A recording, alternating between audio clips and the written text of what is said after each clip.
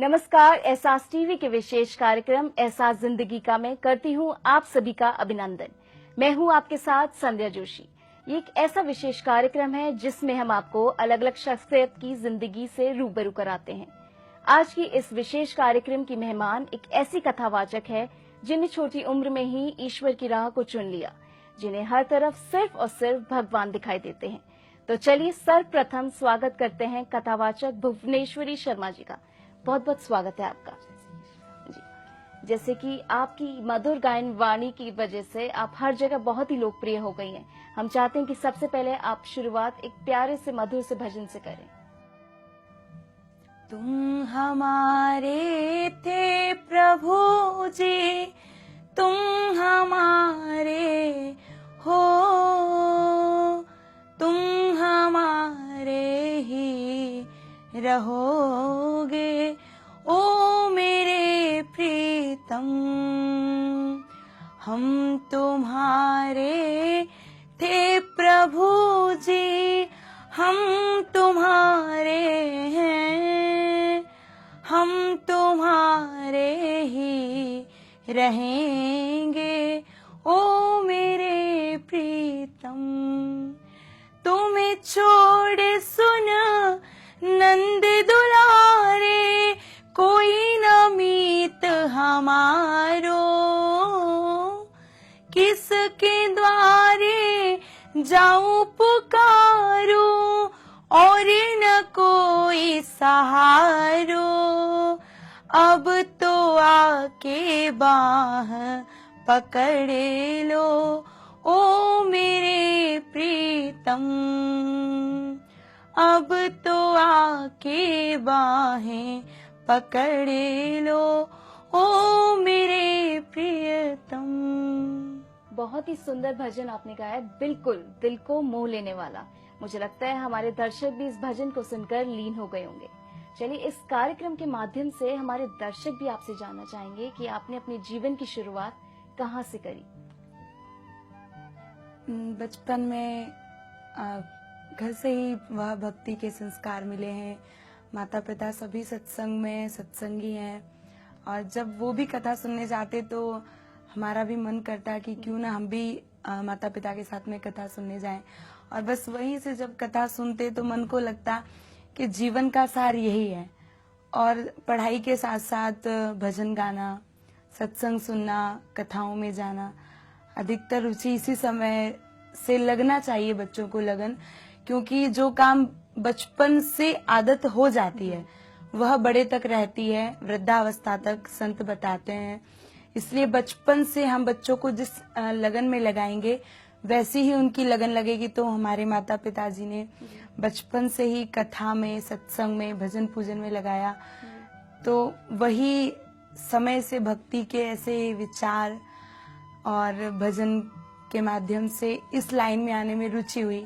पढ़ाई के साथ साथ जब मैं 11वीं क्लास में पढ़ती थी तब से ही मैंने फिर गुरु की कृपा से, संतों के आशीर्वाद से मानस प्रवचन करना प्रारंभ किया। और अब धीरे धीरे ठाकुर जी की कृपा से मैं भागवत करती हूँ। और मैंने 3 साल से कई प्रोग्राम किए हैं जिसमें राम कथा, भागवत और मानस प्रवचन, बड़े बड़े संतों के साथ कई जगह मानस सम्मेलन का भी आयोजन हुआ, जिसमें मुझे अपनी वाणी को पावन करने का सौभाग्य मिला।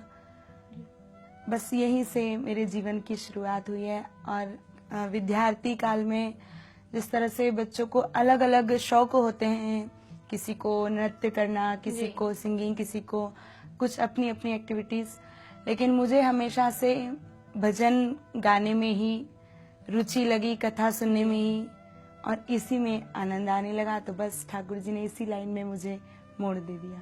तो आपने बताया जैसे कि आपका बचपन से ही इस राह पे चलने का था कि आपको ईश्वर की राह पे ही चलना है, पर इस राह पे चलने के लिए आपकी प्रेरणा कौन रही? आपकी वो जो आप संत बता रहे हैं, जिन गुरुजी के बारे में आप बता रहे हैं, हमारे दर्शकों को भी बताएं उनके बारे में। जब भी मैं कथा सुनने जाती हूँ तो जब भी कोई कथा का ऐसा मार्मिक प्रसंग होता है जो हृदय को छूने वाला होता है, तो लगता है कि बस भक्ति की शुरुआत, सत्संग, यही सब जीवन का सार है। जब संतों के मुख से हम गज और ग्राह की कथा सुनते हैं तो लगता है कि संसार कुछ भी नहीं है। जब गज का ग्राह ने पैर पकड़ लिया और गज अपनी पत्नी को पुकारने लगा, उसने भी अपना प्रयास किया लेकिन सफल नहीं हुई, तो अपनी पत्नी भी साथ छोड़कर चली गई, बच्चे भी साथ छोड़ करके चले गए। तो जब गज को लगा कि केवल एक भगवान ही सार है, जब लगी गज बल अपनो बरत्यो, नेक सरयो नहीं काज, हीन भय बलराम पुकारे आए आधे नाम, सुनी री मैंने निर्बल के बलराम। तो भगवान ऐसे हैं जिनका कोई बल नहीं होता, उनके बल प्रभु होते हैं। तो जब ऐसे प्रसंगों को सुनते हैं तो हृदय में लगता है कि वास्तव में भक्ति ही जीवन का सार है। जितने भी संतों के मुख से मैंने सत्संग सुना है, प्रवचन सुना है, बस यही मुझे रुचि लगी है सभी संतों से सुन करके कि बस जीवन का सार भक्ति है, कथा है, ठाकुर जी की सेवा है। आपने इतनी अच्छी बात बताई कि जीवन का सार भक्ति है, कथा है। इसी के साथ एक बार फिर से एक भजन हो जाए। दीवानी हूँ तेरी कान्हा, दीवानी हूँ तेरी कान्हा, हो मुझे ज्यादा ना तड़पाना, हो मुझे ज्यादा ना तड़पाना, दीवानी हूँ तेरी कान्हा, दीवानी हूँ तेरी कान्हा, अब तो कर दो दया की नजर, ठोकरे खा रही दर बदर, अब तो कर दो दया की नजर, ठोकरे खा रही दर बदर, हो मुझे दर से ना ठुकराना, हो मुझे ज्यादा ना तड़पाना, दीवानी हूँ तेरी कान्हा, दीवानी हूँ तेरी कान्हा। क्या बात है, कितना सुंदर भजन आपने गाया। आज मैं अपने आप को बहुत सौभाग्यशाली मानती हूँ कि मुझे अवसर मिला आपसे भजन सुनने का। मुझे लगता है साथ ही साथ दर्शक भी आप बहुत अपने आप को सौभाग्यशाली मानते हैं। चलिए ये बताएं, आपकी जैसे उम्र देख के लगता है बहुत छोटी उम्र से आपने इस चीज के बारे में सोचा कि आपको ईश्वर के लिए ही करना है, जो भक्ति ही करनी है। पर आप ये धर्म की राह ही क्यों? जब बच्चे खेलते कूदते हैं तो इस समय आपने ऐसा क्यों सोचा कि आपको इसी राह में चलना है? जब घर के अच्छे संस्कार होते हैं, भक्तिमय वातावरण होता है और संतों का सानिध्य प्राप्त होता है, जीवन में कोई गुरु होता है, तभी सही दिशा मिलती है जी। और सही दिशा पाने के लिए जीवन में गुरु बहुत जरूरी है। जिस तरह स्कूल में पढ़ते हैं, कॉलेज में पढ़ते हैं तो शिक्षक की आवश्यकता होती है, या किसी भी मार्ग में आगे बढ़ने के लिए गुरु की आवश्यकता होती है, उसी प्रकार इस लाइन में भी बढ़ने के लिए गुरु की आवश्यकता होती है।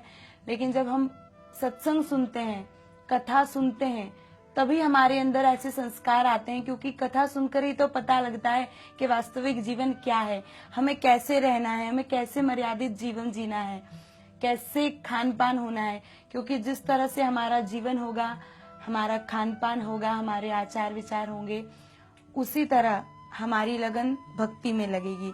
तो मेरा मानना यही है कि अगर हमें जीवन में आगे बढ़ना है तो हमें सत्संग सुनना, गुरु का सानिध्य प्राप्त करना बहुत जरूरी है।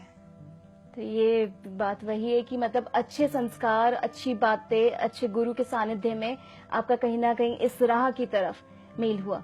तो ये बताइए कि जिस तरह से अभी आपने बताया कि आपको इसमें परिवार का कितना साथ मिलता है, आपका परिवार आपके साथ कितना इस चीज में जुड़े हुए हैं? मेरे माताजी का, पिताजी का मेरे साथ पूरा सहयोग है जी। क्योंकि ये तो वास्तविक जरूरी है कि जब संसार में कोई भी भक्ति के मार्ग में आगे बढ़ता है तो लोग आलोचना करते हैं, निंदा भी करते हैं, लेकिन मेरे पिताजी हमेशा मुझे भक्ति के मार्ग में आगे बढ़ाते रहे। कहीं भी कथा करने के लिए मैं जाती हूँ तो मेरा पूरा परिवार मेरे साथ होता है, माताजी, पिताजी और जितने भी लोग संगीत में होते हैं या मेरे परिवार में जो भी लोग हैं, भाई, सभी का पूरा सपोर्ट होता है, सभी लोग मेरे साथ में रहते हैं। अच्छा, तो मतलब परिवार भी आपको पूरी तरह से इस चीज में साथ देता है, जी। इसीलिए आज आप इतने अच्छे भजन, इतने मधुर भजन गा सकती हैं, मैं समझ सकती हूँ। तो आपने बताया कि बचपन से ही आपने इसकी शुरुआत करी, तो कहीं ना कहीं जो आप पढ़ाई कर रही थी, कहीं ना कहीं उस चीज में दिक्कतों का सामना करना पड़ा। क्या आप अभी भी अपने अपने शिक्षा को अपने साथ जोड़े रखा है, कथावाचक होने के साथ साथ? कभी भी जैसे स्कूल में अगर मुझे कहीं कथा करने जाना होता था, मैं 11th क्लास में थी, तो हमेशा शिक्षक वगैरह कहते रहते थे कि बेटा ये कोई उम्र नहीं है भक्ति करने की, कथा करने की, अभी तो पढ़ाई की उम्र है। तो हमने मैडम को, हमारी जो टीचर्स हैं, शिक्षक हैं, उनको कहा कि भक्ति की कोई उम्र नहीं होती। ध्रुव जी ने, प्रहलाद जी ने बचपन में ही भगवान को पा लिया। तो हमेशा मना करने के बावजूद भी शिक्षक की आज्ञा का पालन करते हुए, अपने स्कूल का सारा वर्क करते हुए, मैडम का भी सहयोग रहता था जी। और मेरे साथ में जितनी भी मेरी सहेलियां पढ़ती थी, वो भी अगर मैं कहीं बाहर जाती थी तो मुझे सहयोग करती थी। इस तरह से मुझे ठाकुर जी की कृपा से कोई परेशानी नहीं आई और अभी भी मेरी पढ़ाई चल रही है। अभी मैं फर्स्ट ईयर में हूँ और आगे भी मैं पूरी अपनी ग्रेजुएशन कंप्लीट करना चाहती हूँ और हमेशा ऐसी ठाकुर जी की सेवा, भक्ति, पूजा और कथा में रहना चाहती हूँ। बहुत अच्छी बात आपने बताई कि आप अभी अभी अपनी परीक्षा भी दे रही हैं और साथ ही साथ कथावाचक होने के साथ साथ अपनी शिक्षा पर भी ध्यान दे रही हैं। ये बात तो सभी को मान लेनी चाहिए कि बेटी को हर रूप में आगे बढ़ना चाहिए। पर जिस तरह से आप इतनी जगह कथा करती हैं, कहीं ना कहीं कभी ऐसा कोई पल आया, ऐसा कोई क्षण आया कि कभी आप भावुक हुई हो कोई कथा करते वक्त? जब भी मैं संतों की महिमा पे बोलती हूँ और माता पिता के ऊपर, तो अक्सर ऐसा मौका आ जाता है कि ठाकुर जी की जो करुणामयी, जो कृपामयी कथाएं हैं या उनका गुणानुवाद है, उनका गायन करते करते अक्सर आंखें भर आती है। हर मनुष्य, हर प्राणी, हर जीव ठाकुर जी की कृपा का अनुभव करने लगता है उस समय जब कथा होती है। तो उनकी कृपा इतनी करुणामयी है, उनकी कृपा जब होती है तो उस बातों को सुन सुनकर ही हर व्यक्ति भावुक हो जाता है। ये आम बात है। क्या बात है, आपने बताया कि किस तरह से बांके बिहारी की अनुकंपा, असीम कृपा आप पर बनी है। आज आप जो कुछ हैं, आप मानती हैं कि कहीं ना कहीं पे वो बांके बिहारी हैं जिनने आपको आज इस ऊंचाई, इस शिखर, आप कथावाचक बनी, इस मुकाम तक आपको पहुंची हैं। तो इसी बात पे एक बांके बिहारी के नाम पे 2 पंक्तियां हो जाए उन्हीं के भजन की। बांके बिहारी के श्री चरणों में कोटि कोटि नमन करती हूँ, क्योंकि आज उन्हीं की कृपा है जो मैं इस मुकाम तक हूँ या मैं अपनी मंजिल तक आगे बढ़ रही हूँ और मुझे ब्रजवास मिला है। मैं तो ये सोचती थी कि ठाकुर जी की कृपा मुझ पे कब बरसेगी जो मैं वृंदावन जाके बांके बिहारी का दर्शन करूंगी, लेकिन बिहारी जी की ऐसी कृपा बरस रही है कि मुझे ब्रजवास मिला हुआ है कई महीनों से और मैं चाहती हूँ कि मुझे जीवन भर ब्रजवासी ही मिले। और मैं तो ठाकुर जी से यही प्रार्थना करती हूँ कि मोर जो बनाओ तो बनाओ श्री वृंदावन को, टूक टूक नाच नाच तुम्ही को रे जाऊंगी। बंदर बनाओ तो बनाओ ब्रज मंडल को, टूक हरि भक्तन सो मांग मांग खाऊंगी। क्योंकि मैंने संतों के श्रीमुख से सुना है कि ब्रह्मा जी, विष्णु जी और जितने भी संत हैं वो सभी वृंदावन में पशु पक्षी और वृंदावन की रज बनना चाहते हैं। तो मैं भी ठाकुर जी से यही प्रार्थना करती हूँ कि अभी इस जीवन काल में मुझे पूरे जीवन पर्यंत ब्रजवास मिले और अगर अगला जन्म भी हो तो वही वृंदावन की रज, वही वृंदावन का पावन भूमि और बांके बिहारी का दर्शन मुझे प्राप्त हो। क्या बात है, बांके बिहारी का ये भजन सुन के मैं भी आनंदमय हो गई हूँ। आपने जिस तरीके से आप बड़ी हैं, आपने कथावाचक का सोचा। आज कई बार क्या होता है कि कुछ लड़कियां आगे बढ़ना चाहती हैं पर कहीं ना कहीं किसी परिस्थिति के कारण वो आगे नहीं बढ़ पाती हैं, तो उनके लिए आप क्या संदेश देना चाहेंगी? मैं उनके लिए यही संदेश देना चाहती हूँ कि वो जिस भी मार्ग में आगे बढ़ना चाहते हैं, सबसे पहले तो उनके माता पिता उनका सहयोग करें, क्योंकि आजकल बेटियां किसी भी कार्य में पीछे नहीं है। और मैं तो ये चाहती हूँ कि इन्हें बेटियों को ऐसे संस्कार दें कि माता पिता को कभी बोलने की जरूरत ही ना पड़े। माता पिता जो कहें बेटियां उस आज्ञा का पालन करें, तो कहीं भी उनको किसी मार्ग में आगे बढ़ने में कोई परेशानी नहीं होगी। आगे जो बढ़ना चाहता है उन्हें बढ़ने देना चाहिए। जो भी करना चाहता है अपने जीवन में, उसके लिए बहुत सबसे पहले तो जरूरी होती है कि एक सही मार्गदर्शन। बाकी फिर जो इंसान, कभी हार मत मानिए, अपने मुकाम जो सोचा है उसको पाने के लिए हर प्रयास करें। आपने इतनी सारी कथाएं करी हैं, हर तरफ करी हैं, कभी ना कभी कुछ ऐसे खट्टे मीठे पल होते हैं जिन्हें याद करके हमारी आंखें नम हो जाती हैं। ऐसे कोई पल जो अभी आपको याद आ रहे हो? ऐसी तो बहुत सारी बातें हैं। जब हम कहीं कथा में जाते हैं और अक्सर कथा का अंतिम दिवस होता है, या फिर कई भक्त इतने ज्यादा भावुक होते हैं कि कथा सुनते सुनते उनका मन ऐसा भाव विभोर हो जाता है, तो कई लोग तो ऐसा सोचते हैं कि देवी जी हम आपके साथ ही चलें ताकि हमें सदैव ठाकुर जी की कथा सुनने का ऐसा अवसर या सौभाग्य प्राप्त हो। लेकिन हर व्यक्ति के लिए एक संभव नहीं है, तो मैं सिर्फ उन्हीं से यही कहती हूँ कि आप ठाकुर जी की कृपा को हर समय महसूस करें, और जितनी कृपा मेरे ऊपर बरस रही है मैं उस कृपा को अनुभव करके खुद भाव विभोर हो जाती हूँ। और बस मुझे हर पल वही क्षण याद आते हैं कि जब मैं कथा करती हूँ तो ठाकुर जी की कितनी कृपा बरसती है मेरे ऊपर, और उस बात को मैं कभी भूल नहीं पाती हूँ। जब भी मैं उनकी कृपा का अनुभव करती हूँ, चाहे फिर मैं घर में हूँ, चाहे कथा में हूँ, चाहे किसी भक्त के बीच में हूँ, बिहारी जी को याद करके आंखें नम हो जाएं, ये साधारण बात नहीं है।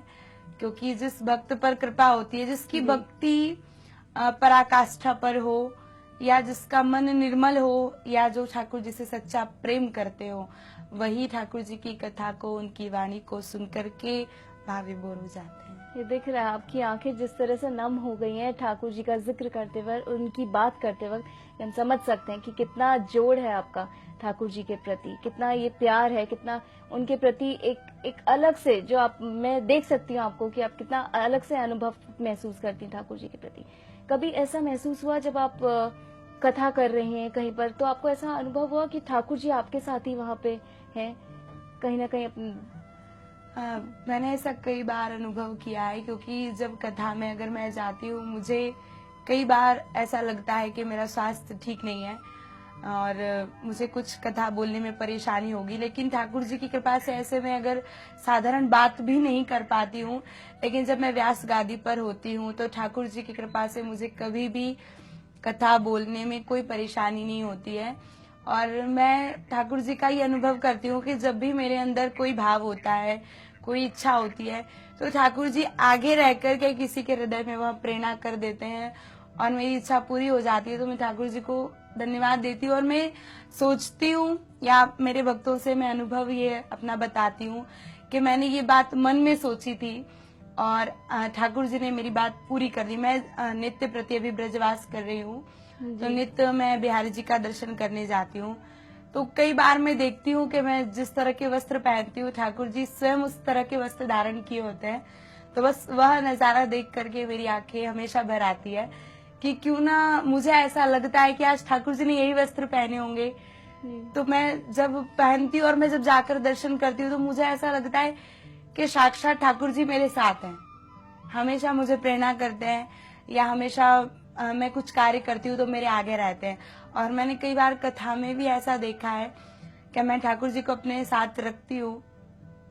और एक बार मैंने खुद अपना ऐसा अनुभव देखा कि जो मैं भक्तों से बोल रही थी कि हमें ठाकुर जी के लिए नाचना चाहिए, मीरा जी ने भगवान को नाच नाच कर रिझाया है। तो एक बार मैंने खुद देखा, वैसे ऐसी अनुभव या ऐसी बातें बतानी नहीं चाहिए, लेकिन मैं ये चाहती हूँ कि जितने भी भक्त हैं वो शायद बहुत प्रसन्न होंगे इस बात को सुनकर के। और मैं इस बात को इसलिए बताना चाहती हूँ कि जो लोग मानते हैं कि भगवान नहीं है, उन लोगों को विश्वास होगा कि वास्तव में भगवान है। जब मैं देख रही थी, एक बार कहीं मेरी कथा हो रही थी, तो ठाकुर जी खड़े हुए थे, मेरे पास बाके बिहारी जी की मूर्ति है। तो जब भक्त लोग नाच रहे थे और मेरी आंखें भाव विभोर हो रही थी, तब मैंने स्वयं ऐसा देखा कि मेरी ठाकुर जी की प्रतिमा हिल रही है और ठाकुर जी नृत्य कर रहे हैं। मैंने बांसुरी को भी हिलते हुए देखा और ठाकुर जी ऐसा लग रहा था कि स्वयं नृत्य कर रहे हो। तो मुझे ऐसा लगता है कि ठाकुर जी हमेशा मेरी कथा में मूर्ति से तो विराजमान होते ही हैं, लेकिन स्वयं अपने स्वरूप से भी विराजमान होते हैं। तो आपने हमें बहुत ही अपना अनुभव बताया, जो मुझे लगता है आपने किसी को नहीं बताया होगा। मुझे सुन के बहुत अच्छा लगा। पर ऐसा कोई भजन जिसमें आपको लगता है कि सिर्फ आप हैं और आपके ठाकुर जी हैं? मैं जब भी अपने ठाकुर जी को, जब मैं अकेले में होती हूँ या जब मेरी ठाकुर जी से बात करने की इच्छा होती है, तो मैं ठाकुर जी से एक ही बात कहती हूँ, जगत के रंग क्या देखूं, तेरा दीदार काफी है, क्यों भटकूं दुनिया के दर पे, तेरा दरबार काफी है। जगत की झूठी रोशनी से ये आंखें भर गई भगवन, ये आंखें भर गई भगवन, मेरी आंखों में हो हरदम, मेरी आंखों में हो हरदम, तेरा दीदार काफी है। जगत के रंग क्या देखूं, तेरा दीदार काफी है। क्या बात है, आपने तो बहुत ही सुंदर बाके बिहारी का भजन गाया। बोल बाके बिहारी लाल की जय। इसी के साथ जिस तरह से आपने सोचा कि आप कब आपने अपने आप को परिवार, भाई बहनों, दोस्तों से अलग समझा, कि आपको लगा कि आप सिर्फ और सिर्फ बाके बिहारी के नाम की ही माला जपेंगी?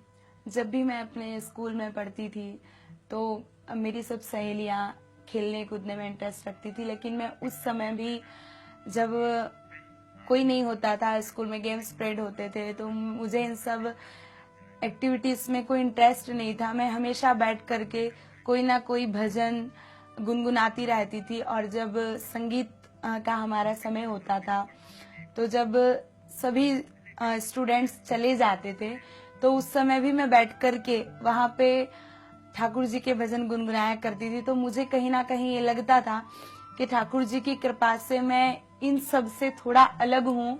जो मेरी वाणी है वो ठाकुर जी की कृपा से ही मिली हुई है, और मुझे सदैव उनका ही गुणगान करना है। जब कोई मेरे सामने फिल्मी गीत गाता है तो मैं उनसे कहती हूँ कि अपनी वाणी को सार्थक करने के लिए हमें कहीं ना कहीं ठाकुर जी का गुणानुवाद करना चाहिए, उन्हीं की वाणी सार्थक है। तो मतलब कथावाचक तो आपने बताया कि किस तरह से आप भगवान की भक्ति में लीन हैं, सब चीजें आपने बताई। बट अब आगे आप किस तरह से करेंगे? किस तरीके से आप अपनी परीक्षा, अपने पढ़ाई लिखाई और ये कथावाचक, इन सब चीजों को कैसे जोड़े रखेंगे? आपने आगे क्या सोचा है, आप किस तरह से करेंगे? मैंने आगे तो यही सोचा है, मैं ठाकुर जी से यही प्रार्थना करती हूँ कि जेहि विधिनाथ होए हित मोरा, करहूं सुबेगी दास मैं तोरा। नारद जी ने ये चौपाई भगवान से कही है कि प्रभु जिसमें मेरा हित हो आप वही मेरे लिए करना। तो भगवान कहते हैं, जही विधि होए परम हित, नारद सुनहु तुम्हार, सोही मम करब न आन कछु, बचन नम्र शाह हमार। तो मैं ठाकुर जी से ही प्रार्थना करती हूँ, जब भी मैं मंदिर जाती हूँ, मैं कभी अपने लिए कुछ नहीं मांगती, या तो भक्तों के लिए प्रार्थना करती हूँ, और मेरे लिए मैं सिर्फ यही कहती हूँ कि ठाकुर जी जो आपको पसंद हो, जिसमें मेरा हित हो, आप मेरे लिए वही करना। क्योंकि मैं इस बात को समझती हूँ, भगवान ने कहा वचन न होई मृषा हमार, मतलब भगवान का वचन कभी झूठा नहीं होता। भगवान भक्तों के लिए वही करते हैं जिसमें भक्तों का परम हित होता है। तो जिसमें मेरा परम हित होगा ठाकुर जी मेरे लिए वही करेंगे। मैं प्राइवेट एग्जाम दे रही हूँ और साथ साथ में मेरी कथा भी चलती रहती है ठाकुर जी की कृपा से। जहाँ भी कथा होती है मैं कथा करने जाती हूँ, और साथ में अपने परिवार के साथ में भी समय देती हूँ, माता पिता के साथ में ही रहती हूँ। और अभी ब्रजवास कर रही हूँ, तो उसका आनंद जितना मुझे प्राप्त हो रहा है उसका वर्णन मैं कर नहीं सकती हूँ। जी, तो जिस तरह से ये तो आपने बताया कि किस तरह से आप भगवान कृष्ण की, संतों की, गुरुओं की कृपा से आज इस कथावाचक, इस मुकाम तक आप ऊपर ऊंचाइयों तक पहुंच रही हैं।